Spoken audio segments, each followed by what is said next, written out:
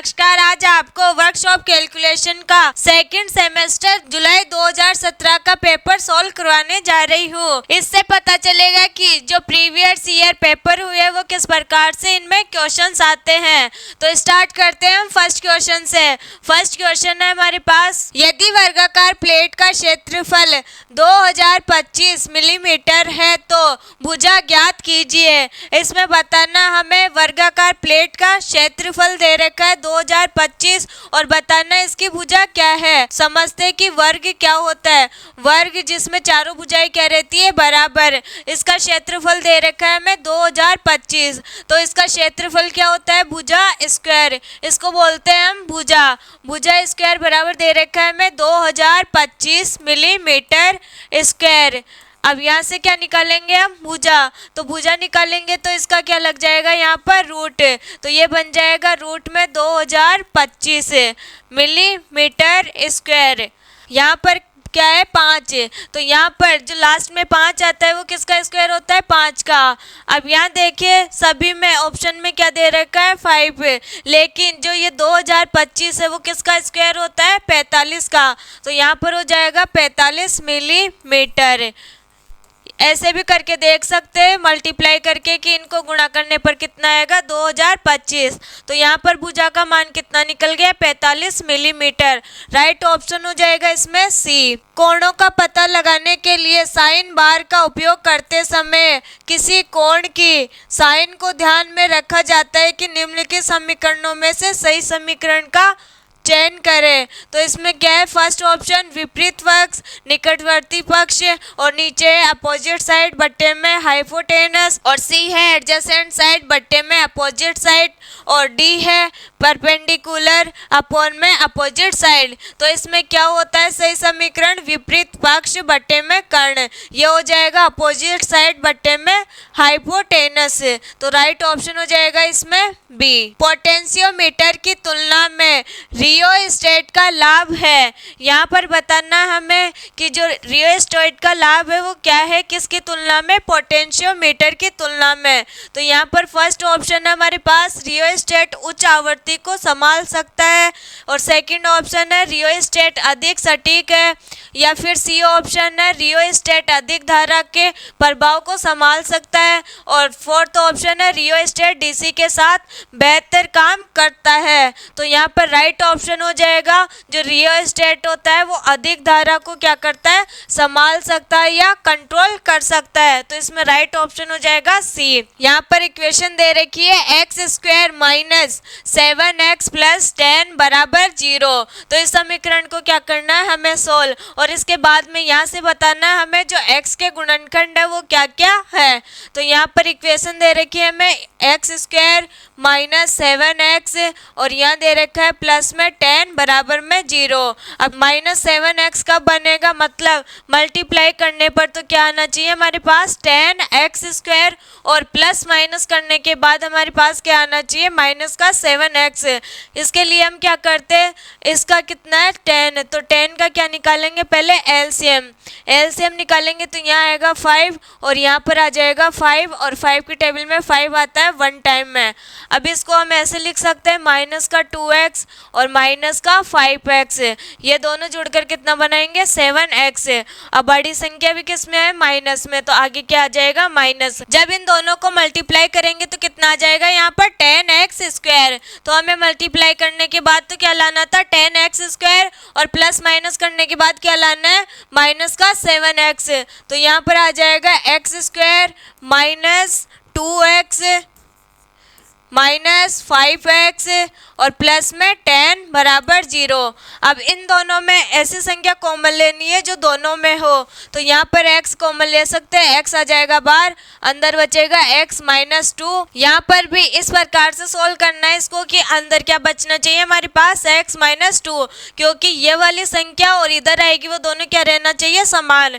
तो यहाँ पर हम कॉमन ले सकते हैं माइनस का 5, अंदर बचेगा x माइनस 2 और बराबर में 0। अब हमारे पास एक गुणनखंड तो बन गया x माइनस 5 और दूसरा बन गया x माइनस 2 बराबर में क्या है, 0। अब क्या करना है, एक को इसके नीचे लेकर आना है, मतलब एक एक करके इसको 0 बनाना है और यहाँ से x का मान निकालना है। तो x बराबर कितना आ जाएगा, यहाँ x माइनस 5 बराबर 0 रखे तो x बराबर आ गया, इधर माइनस का है, इधर आके किस में हो जाएगा, प्लस में।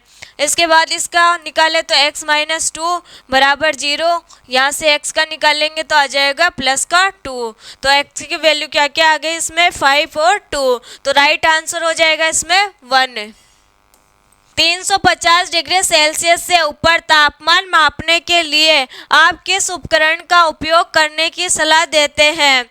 अगर 350 से ऊपर हम किसी तापमान को मापते हैं जैसे 3000 तक, तो उसके लिए हम क्या यूज करते हैं, हाइड्रोमीटर या थर्मोमीटर या पायरोमीटर या कैलोरीमीटर। तो इसमें राइट आंसर हो जाएगा सी, पायरोमीटर के द्वारा हम 3000 तक क्या नाप सकते हैं, तापमान, मतलब 3000 तक टेम्परेचर नाप सकते हैं।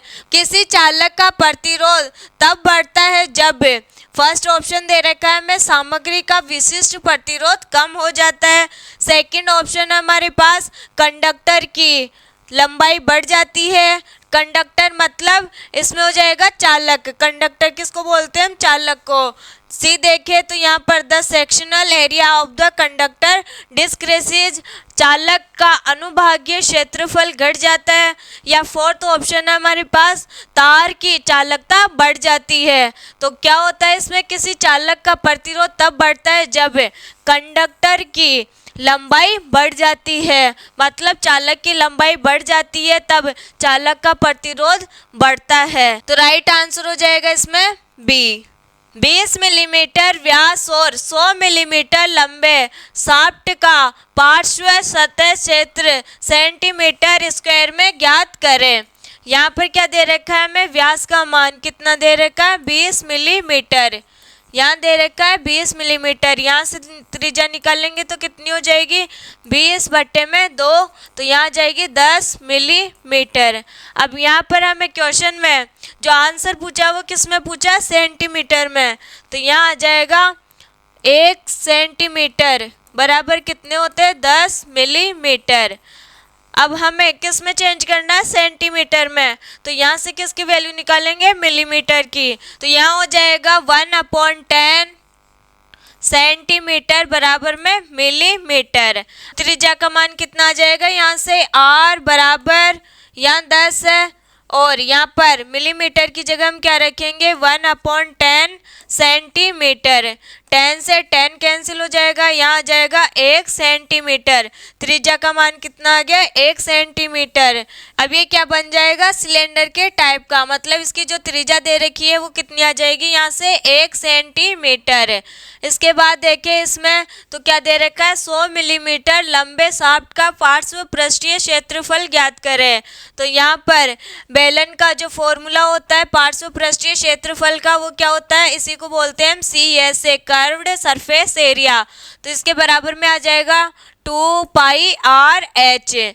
यहाँ पर 2 और पाई का मान रखते हैं हम 22/7 इंटू r का मान कितना आ गया हमारे पास, 1 सेंटीमीटर, 1 सेंटीमीटर। और यहाँ पर ऊंचाई कितनी दे रखी है हमें, 100 मिलीमीटर। ऊंचाई बराबर कितना हो जाएगा, 100 मिलीमीटर। अब मिलीमीटर की जगह हम क्या रखेंगे, 1/10 सेंटीमीटर। तो यहाँ पर आ जाएगा 100/10 सेंटीमीटर। 0 से 0 कैंसिल हो जाएगा, ऊंचाई का मान आ जाएगा यहाँ पर 10 सेंटीमीटर। यहाँ ऊंचाई की जगह क्या रखेंगे हम, 10 सेंटीमीटर। तो यहाँ पर बन जाएगा, ये जो कटे है उसको काटना है, बाकी को मल्टीप्लाई करके लिखना है। तो यहाँ पर कितना है, 10 और यहाँ पर कितना है, 22, यहाँ पर है 2 और यहाँ पर है 1। तो 22 को 2 से मल्टीप्लाई करेंगे तो यहाँ आएगा 44, 44 को फिर 10 से मल्टीप्लाई करेंगे तो यहाँ आ जाएगा 440/7।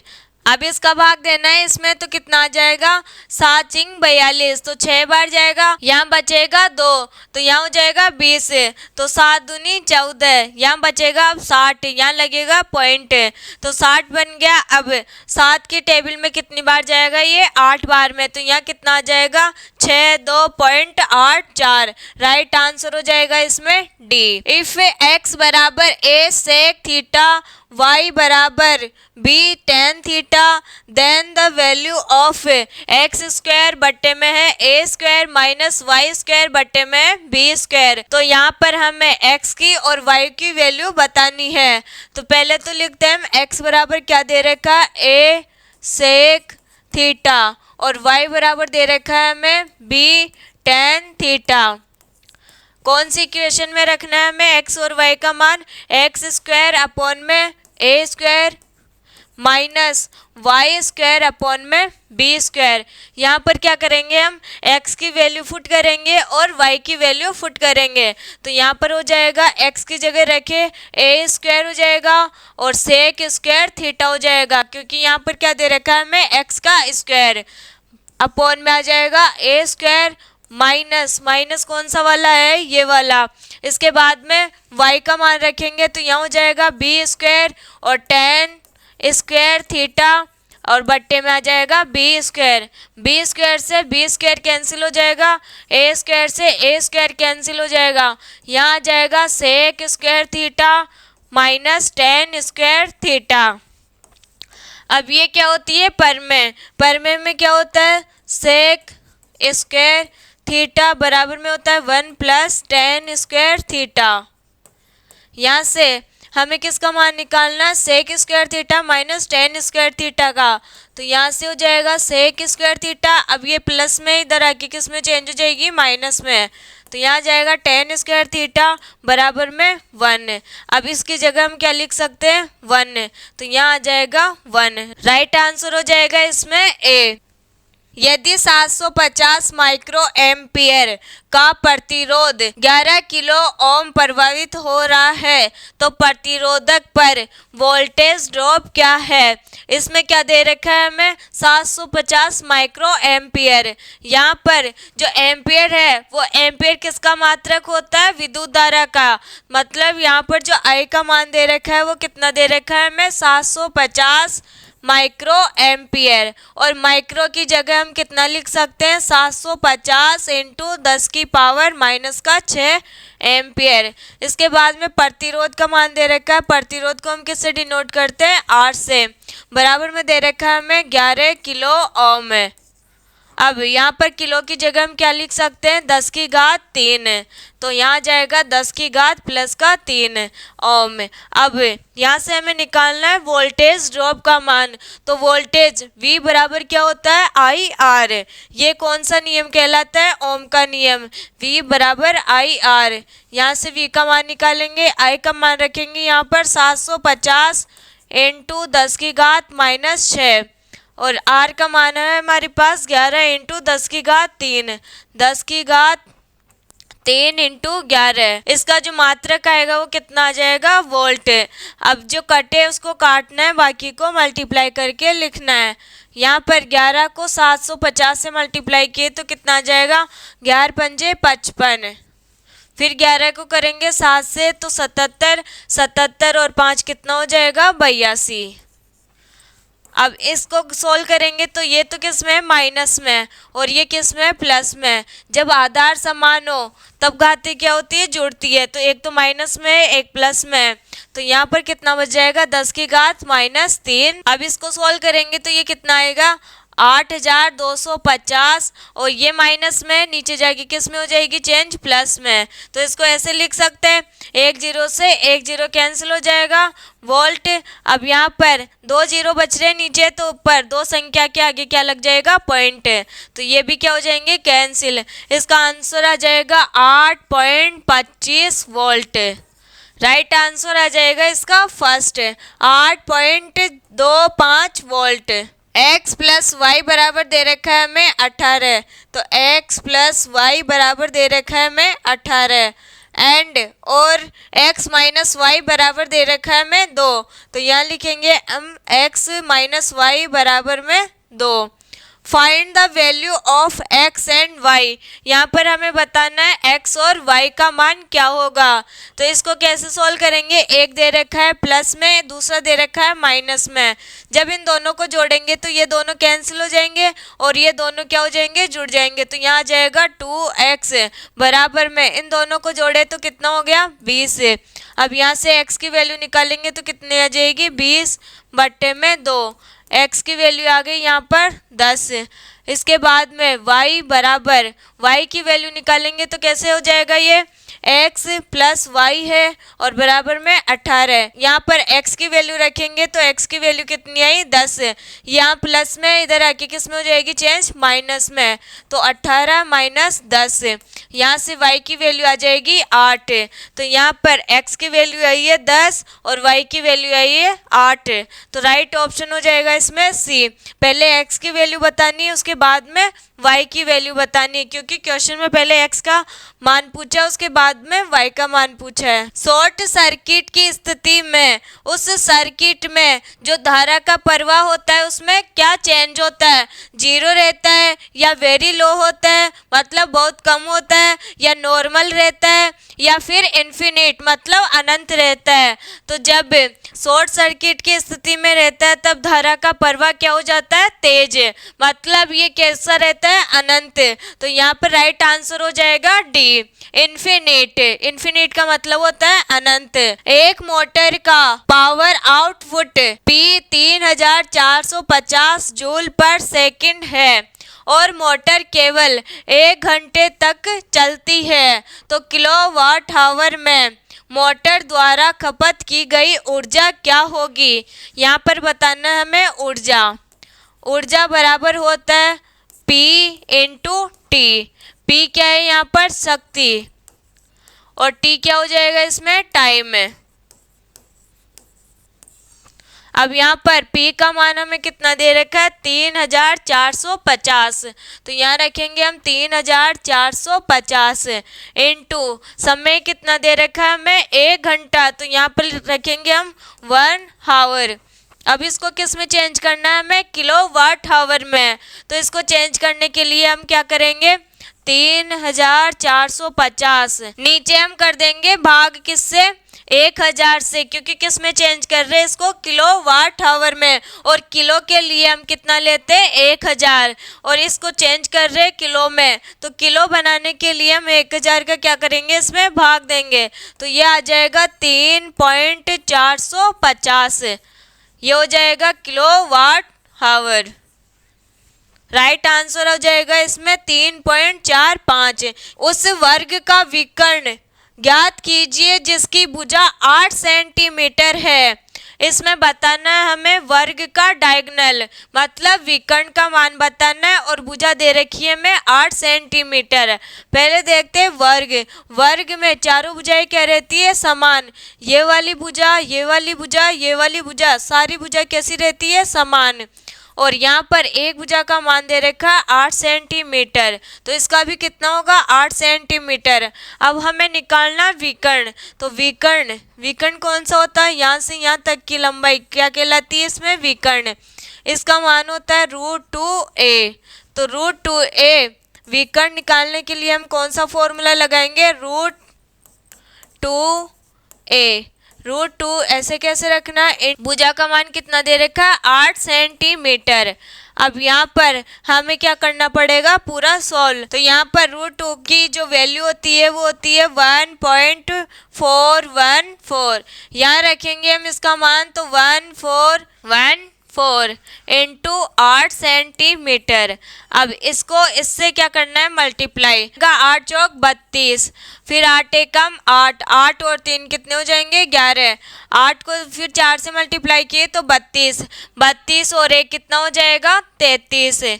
फिर करना है 8 को 1 से, 8, 8 और 3 कितने हो जाएंगे 11। अब कितनी संख्या के बाद पॉइंट है, 3 संख्या के बाद। तो 1 2 3, 3 संख्या के बाद क्या लगाना है हमें, पॉइंट। यहाँ आ जाएगा सेंटीमीटर। तो इसका राइट आंसर हो जाएगा 11.31। सी ऑप्शन क्या हो जाएगा इसमें, राइट। चाबियां, पेंच और रैंप किस सिद्धांत पर काम करते हैं। यहाँ पर बताना हमें जो चाबी होती है और जो पेंच होता है या रैंप होता है, ये तीनों किस प्रिंसिपल पर कार्य करते हैं। तो इसमें फर्स्ट है इंक्लाइंड प्लेन पर, मतलब झुके हुए तल पर, या लीवर पर, मतलब उत्तोलक पर। थर्ड है व्हील एंड एक्सल पर, मतलब पहिया और दूरी पर। और डी ऑप्शन है पुले, मतलब घिरनी पर। तो यहाँ पर राइट आंसर हो जाएगा व्हील एंड एक्सल। जो चाबी, पेंच और रैंप होते हैं वो किस सिद्धांत पर कार्य करते हैं? पहिया और दूरी पर। निम्नलिखित सर्किट का समतुल्य प्रतिरोध क्या है जिसमें 20 ओम के 3 प्रतिरोध दिखाए गए अनुसार जुड़े हुए हैं? ये दे रखा है हमें डायग्राम, इससे बताना है हमें कि इसका कुल प्रतिरोध कितना होगा। तो यहाँ पर देखो, ये तो किस में जुड़े हुए? समांतर श्रेणी में, मतलब ये यहाँ से तो हमें क्या निकालना पड़ेगा? समांतर प्रतिरोध। इसके बाद में ये कैसा बन जाएगा? श्रेणी क्रम में। तो श्रेणी क्रम का अलग होता है फॉर्मूला और समांतर क्रम का अलग होता है फॉर्मूला। तो यहाँ पर पहले निकालेंगे हम समांतर श्रेणी के लिए। तो यहाँ आ जाएगा, इसको मान लेते हैं हम R4। R4 क्यों माने? R4 का मतलब है यहाँ पर ये कैसा, ये क्या है? प्रतिरोध। लेकिन हमें 1 2 3 पहले से दे रखा है, इसलिए हम क्या माने यहाँ पर 4। यहाँ लेंगे हम 1/R2 प्लस 1/R3। यहाँ पर 2 ही इसलिए लिए क्योंकि हमें किसका निकालना? पहले इन दोनों का प्रतिरोध। अब निकालते हैं 1/R4 बराबर में 2 का मान कितना है? यहाँ पर R2 का मान है 20 ओम है, तो यहाँ आ जाएगा 20 ओम है। ये बन जाएगा 20 ओम प्लस 1/R3 का मान कितना है? 20 ओम। तो यहाँ भी कितना आ जाएगा? 20 ओम। अब इन दोनों का लेना है हमें एलसीएम। तो यहाँ से कितना आ जाएगा? एलसीएम 20 है, और ऊपर इन दोनों को जोड़ेंगे तो 2 आ जाएगा। इसको काटे तो 1/10 है। अब R4 का मान कितना आ गया? यहाँ से R4 का मान आ गया 10 ओम। अब क्या करना है? ये कैसा बन गया? श्रेणी क्रम में, मतलब इनकी जो आकृति बनेगी वो अब किस प्रकार से बनेगी? इस प्रकार से। ये हो गया R4 बराबर में 10 ओम, और ये हो जाएगा R1 बराबर में 20 ओम। अब इन दोनों को जोड़ेंगे हम श्रेणी क्रम में। तो श्रेणी क्रम में जोड़ने के लिए क्या मानेंगे? R बराबर R1 प्लस R4। R1 का मान दे रखा है हमें 20 ओम, और R4 का मान निकल गया हमारे पास 10 ओम। इन दोनों को जोड़ेंगे तो कितना आ जाएगा हमारे पास? 30 ओम है। तो ये क्या निकल गया? इसका टोटल प्रतिरोध। राइट आंसर हो जाएगा इसमें सी। उत्तोलक का प्रथम क्रम आधार शक्ति और फियाट के बीच होता है। इसका उदाहरण है नींबू निचोड़ने वाला, या ठेला, या फिर सामान्य संतुलन, या फिर सेफ्टी वाल्व, या सुरक्षा द्वार। तो इसमें राइट ऑप्शन हो जाएगा सामान्य संतुलन, कॉमन बैलेंस। राइट आंसर आएगा इसमें सी। दिखाए गए त्रिभुज में कौन सा है त्रिभुज? ये वाला AB BC पर लंबवत है। AB BC पर क्या है? लंबवत। और लंबवत कैसा रहता है? बिल्कुल सीधा, मतलब यहाँ पर कितने डिग्री का कोण बन रहा है? 90 डिग्री का। यदि BC बराबर 9 सेंटीमीटर, B और C का मान कितना दे रखा है हमें? 9 सेंटीमीटर। इसके बाद में AB की ऊंचाई 12 सेंटीमीटर है। ऊंचाई का मान कितना दे रखा है हमें? 12 सेंटीमीटर। तो इसके विकर्ण का मान ज्ञात कीजिए। तो इसका विकर्ण कौन सा है? A और C। अब यहाँ पर क्या होता है? ट्रिपलेट। क्या होता है यहाँ पर? ट्रिपलेट। किसका होता है? 9, 12 और 15 का। क्यों होता है? क्योंकि 3 और 4 का क्या रहता है इसमें? ट्रिपलेट। जब इसको 3 से मल्टीप्लाई करेंगे तो ये बन जाएगा 9, इसको भी 3 से करेंगे तो ये बन जाएगा 12, और इसको भी 3 से करेंगे तो ये आ जाएगा 15। मतलब जो सबसे बड़ी भुजा होगी वो कितनी होगी? 15। तो राइट आंसर हो जाएगा इसमें 15 सेंटीमीटर। AC का मान आ गया यहाँ से 15 सेंटीमीटर।